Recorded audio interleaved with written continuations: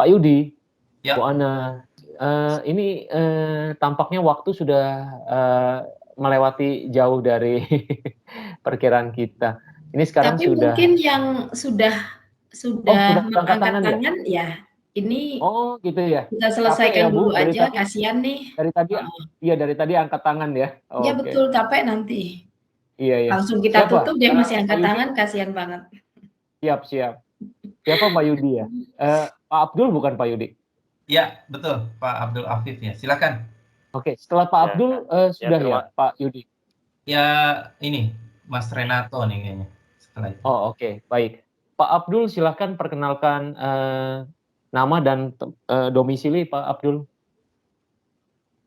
ya Pak, terima kasih waktunya. Perkenalkan, nama saya Abdul Afif, saya dari Semarang. Nah, saya baru join di komunitas Bisa Ekspor ini 1 minggu yang lalu. Itu karena saya ditawari sama kawan produk furniture untuk ekspor ke luar negeri. Nah, Ke negara kebetulan apa? Ke negara apa profesi Pak? saya belum tahu negaranya, Pak. Kebetulan kan profesi saya sama kayak Pak Hengki tadi, pelaut juga. Nah, kawan saya tahu kalau saya berlayar di luar begitu. Nah, sedangkan saya berlayar itu di laut, tidak pernah ke darat. Jadi tidak ada link untuk masuk ke apa namanya ke pasar negara tersebut lah, seperti itu. Nah, jadi saya baca di komunitas Bisa Ekspor ini, furniture sepertinya peluang juga di negara-negara luar gitu. Nah, terus pertanyaan saya, untuk saya ini kan dari ditawarin ada supplier yang masuk ke saya. Jadi langkahnya saya awal itu apa, Pak? Kira-kira yang saya lakukan untuk mencari buyer terutama. Karena dia butuhnya saya itu buyer begitu. Cari link lah seperti itu. Berarti supplier Pak Abdul Itu sudah dapatkan? sudah dapat, Pak, furniture sama Venner dari Jepara. Oh, kalau untuk Kawan sertifikasinya, saya. sudah seperti SVLK, FSC ataupun, ISO? Saya ngobrol sama kawan dulu pernah ekspor juga. Dia udah punya buyer luar, cuman bayarnya itu diambil sama saudaranya, begitu, kerabatnya. Jadi udah nggak ada bayar lagi di luar begitu. Mungkin kalau mengenai surat dia udah ada, karena dia udah pernah ekspor juga begitu, Pak. Oke, baik. Baik, dari pertanyaan Pak Abdul ini mungkin saya lempar bola lagi nih. Enak ya saya tinggal lempar bola aja. Pak Yudi mau dilempar nggak bolanya Pak Yudi? Atau ada teman-teman lain? Bu Ana sih. Ya, boleh ke Bu Ana Pak Yudi? Ya boleh silakan. Silakan Bu Besok Ana. saya ganti MC deh. Saya ngelempar bola. Silakan Bu Ana. Silakan Bu. Ya, untuk posisi Pak Abdul ini sudah enak banget gitu ya, supplier yang datang menawarkan gitu kan, dan dia supplier sudah pernah ekspor. Tadi yang pertanyaannya kan langkahnya harus bagaimana? Ya, langkahnya yang pertama adalah bikin katalog produk, Pak. Bikin katalog produk untuk menawarkan ke buyer. Jadi di katalog itu ya ada fotonya, kemudian jenis kayu yang dipakai, finishing catnya apa. Setidaknya itu bisa dijelaskan di situ di katalog. Kemudian kalau buyer itu mau pesan, apakah sudah ready stock atau harus pesan dulu dan berapa lama pemesanan itu Bapak harus tanyakan ke supplier Bapak. Jadi ketika nanti buyer bertanya, Bapak sudah ngerti apa yang harus dijawab, gitu kan. Berapa lama sejak PO itu turun sampai kepada nanti barang jadi, gitu kan, mau dikirim itu berapa lama, dan minimal pemesanan itu, per item itu berapa, itu yang harus didiskusikan lagi ke supplier, kemudian bikin aja katalognya dengan, deskripsinya, sudah mulai cari buyer, tawarin, begitu, Pak. Iya. Apakah menjawab nih? Kalau ya, Bu. Jadi kalau saya mau bikin katalog itu, apakah saya harus punya CV dulu atau bagaimana? Nah, ini Bapak nantinya, pengekspor mau pakai badan usaha Bapak sendiri atau pakai nama dari supplier Bapak? Kalau Bapak pengen menjadi pengekspor, ya mau ngurus sendiri CV, PT, ya boleh silahkan, gitu, nggak apa-apa. Mulai dari sekarang, belum ada PT-nya pun juga nggak apa-apa, dipakai nama PT sendiri, kan sebagai doa, Pak. Sebagai cita-cita, waduh ini menjadi apa ya, katalognya dikasih nama sendiri, nggak apa-apa. Bikin emailnya gitu kan, nggak apa-apa sambil tawarin buyer, nanti ketika buyer sudah mau pesan, cepat-cepat bikin PT, bikin rekening perusahaan, nggak masalah sih, gitu kan. Jadi seperti itu.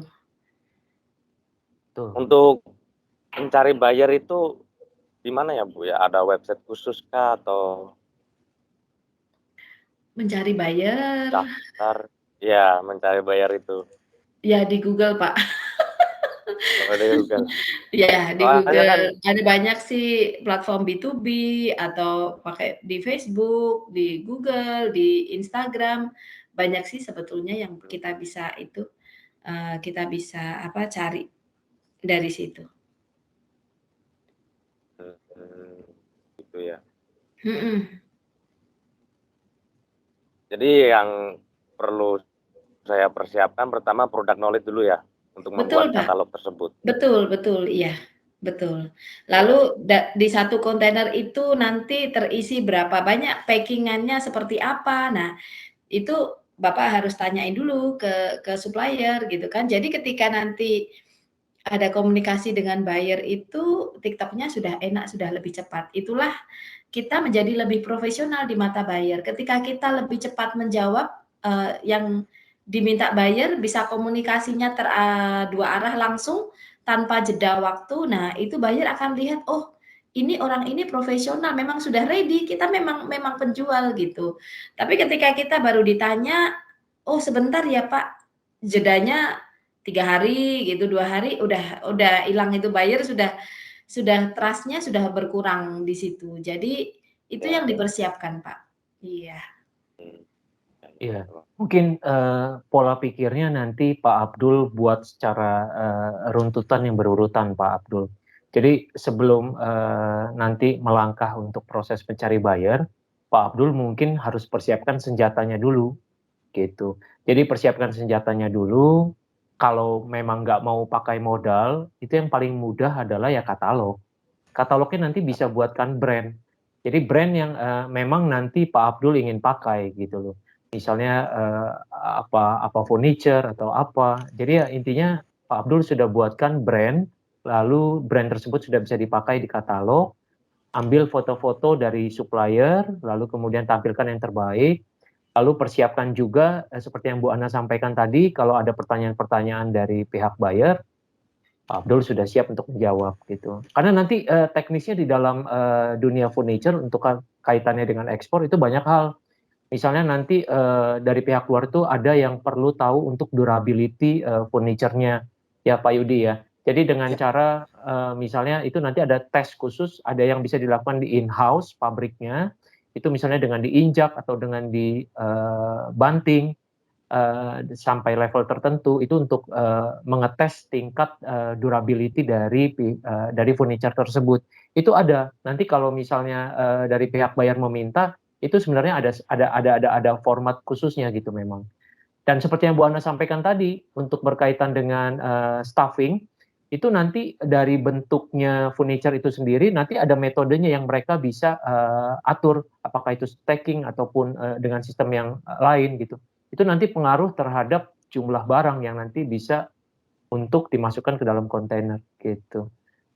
Dan packing-nya juga apakah dengan karton, dilapisi bagian-bagian tertentu dengan ditutup dengan karton ataupun bubble. Nah, hal-hal seperti itu nanti secara teknis Mas Abdul harus pelajari itu sehingga pada saat bayar tanya kita sudah terlihat lebih profesional. Tapi yang jelas kalau untuk pasar luar negeri ada persyaratan khusus ya yang memang harus dipersiapkan seperti misalnya sertifikat SPLK yang udah standarnya dari Indonesia gitu. Atau ISO yang sifatnya internasional dan FSC yang juga sifatnya internasional. Nah, itu juga mesti diperhatikan gitu. Dan satu hal juga, ada negara-negara tertentu yang mengutamakan misalnya kalau kita inform ke mereka bahwa ini menggunakan non-toxic paint gitu. Maksudnya untuk catnya ini kita gunakan tidak beracun dan aman untuk anak-anak gitu. Itu sebagai nilai tambah dan nilai lebih untuk kita menjual. Jadi persiapkan juga informasi-informasi seperti itu yang nanti pada saat kita mau menyampaikan ke buyer itu kita sudah lebih lancar dan terlihat profesional. Gitu untuk furniture. Ada yang mau ditambahkan Pak Yudi?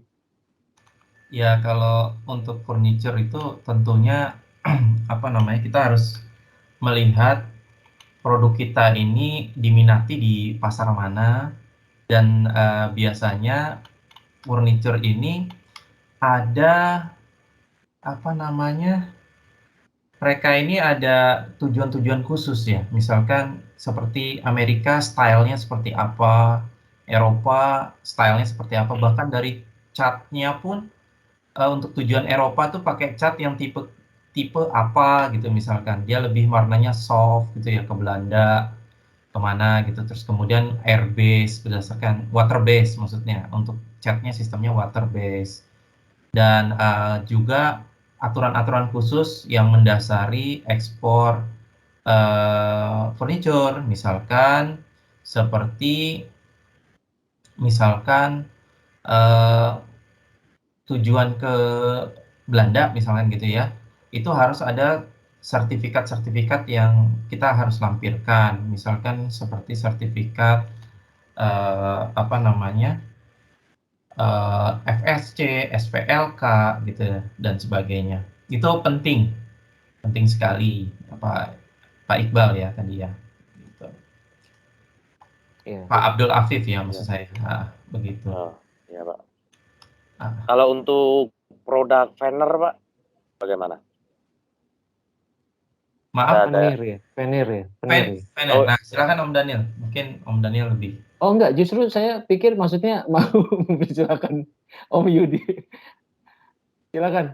Veneer. Veneer ini lapisan tipis dari ini ya. Pak Abdul, lapisan tipis Iya. dari kayu. Lembaran Iya, kayu ya Pak ya. Modelnya lembaran Iya. kayu ya. Kalau setahu Iya, saya lembaran kayu. kalau yang masih berbentuk mentah itu biasanya kalau kayu itu ada itu ya, ada bea masuk ya, ada bea masuknya. Ada bea masuk, bea keluar maksud saya, kok bea masuk, bea keluar. Jadi coba dicek di apa namanya, di aturan pemerintah khususnya PMK, Peraturan Menteri Keuangan tentang bea keluar untuk kayu. Jadi ada kayu yang bahan mentah seperti kayu gelondongan atau kayu sifatnya plywood gitu ya, yang dia kena bea keluar. Jadi kalau memang itu memberatkan, lebih baik fokus aja dulu ke produk akhirnya, produk jadinya. Misalkan kayak furniture atau handicraft gitu ya, perlu 5% sih kayaknya tarifnya. 5%. Ya, kalau nggak salah. Tapi bisa Pak, bisa diekspor itu. Bisa. Permintaan di luar juga tinggi kok, ya. Bisa. Betul. Dan Cuma ada tarifnya, kalau nggak salah 5% tarifnya. kalau nggak salah, iya. Harus berhati-hati aja, intinya harus berhati-hati, nanti dihitungnya jangan sampai rugi, karena ada biaya-biaya yang di luar itu gitu, Pak Abdul Afif. Ya, terima kasih Pak. Ya, baik Pak Abdul. Masih ada yang ingin ditanyakan Pak Abdul?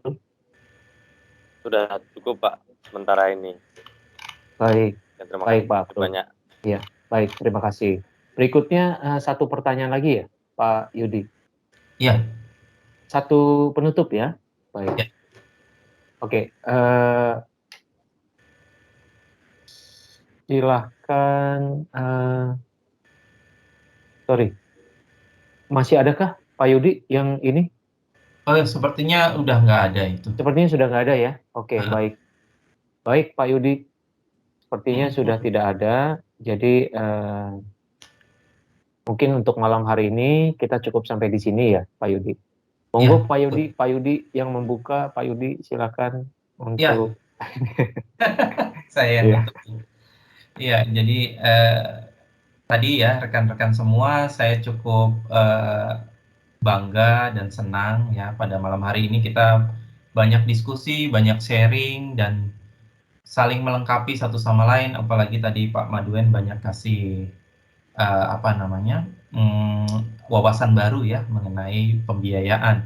Nah, mudah-mudahan ke depan kita akan lebih sinergi lagi, lebih baik lagi, dan kita tetap terus berjuang untuk mencari peluang ekspor dan juga merapatkan barisan untuk kita sama-sama fokus bagaimana menjadikan ekspor ini menjadi sesuatu hal yang bagi masyarakat luas itu dinikmati manfaatnya, seperti yang Pak Maduen sampaikan tadi ya, harus bisa memberikan nilai tambah kepada orang-orang yang terkait dengan bidang-bidang kita ini ya, misalkan dari petaninya, kemudian kitanya juga dunia pembiayaan tadi perbankan dan juga untuk buyer dan pelaku eksportir itu sendiri. Jadi mudah-mudahan pertemuan kita pada malam hari ini bisa menghasilkan suatu komitmen bersama, kesepakatan dan juga atensi buat ke pemerintah mengenai perlunya kita kita menyatukan satu visi ini untuk supaya bagaimana pemerintah menanggapi ya kendala-kendala yang ada di lapangan. Nah, supaya ini menjadi perhatian penuh bagi pemerintah, khususnya departemen terkait ya, Kementerian Perdagangan, kemudian Kementerian Koperasi dan UKM ya, kemudian kementerian-kementerian yang lainnya, ekonomi kreatif ya, pariwisata dan ekonomi kreatif ya. Mudah-mudahan ini bisa menjadi perhatian mereka semua. Dan Kementerian BUMN juga bisa memberikan bantuannya kepada kita juga untuk mensupport dari berbagai bidang pengetahuan dan wawasan ya, harapannya seperti itu. Baik teman-teman, itu saja ya yang bisa kita simpulkan pada malam hari ini dan kita sampaikan. Lebih kurangnya kami ucapkan mohon maaf sebesar-besarnya bila mana dari kami tim panitia, moderator, mentor, dan teman-teman yang sudah gabung di sini, yang tadi berbicara satu persatu, kami mohon maaf bila mana ada salah-salah kata ya, yang baik yang menyinggung perasaan teman-teman, maupun yang tidak disengaja. Dan kami mengucapkan banyak terima kasih atas atensi rekan-rekan semua pada pertemuan malam hari ini, dan tetap stay safe, stay healthy ya, jaga kesehatan karena corona sedang mengintai ya, kita banyak berdoa ya, banyak meminta pertolongan kepada Tuhan supaya niat dan usaha kita menjadikannya menjadi lancar ya. Saya ucapkan terima kasih. Amin ya. Saya ucapkan terima kasih. Selamat malam, selamat istirahat. Wassalamualaikum warahmatullahi wabarakatuh. Waalaikumsalam. Terima kasih Pak Maduen. Terima kasih Pak Yudi. Terima kasih semua Pak Yayan, Pak Hengki, Pak Maduen. Ya, terima kasih Pak Kevin. Halo Pak Kevin, Mas Kevin. Ya Pak Yudi, Bu Ana. Terima kasih semua. Dan Om rekan-rekan Luki dan teman-teman semua. Om Yayan. Ya. Om Yayan. Saya pamit dulu ya. Ya, terima kasih. Terima kasih. Terima kasih. Terima kasih Pak Yudi. Terima kasih. Ya. Terima kasih. Thank you. Izin Pak. Ya, izin, silakan. Ya, terima kasih.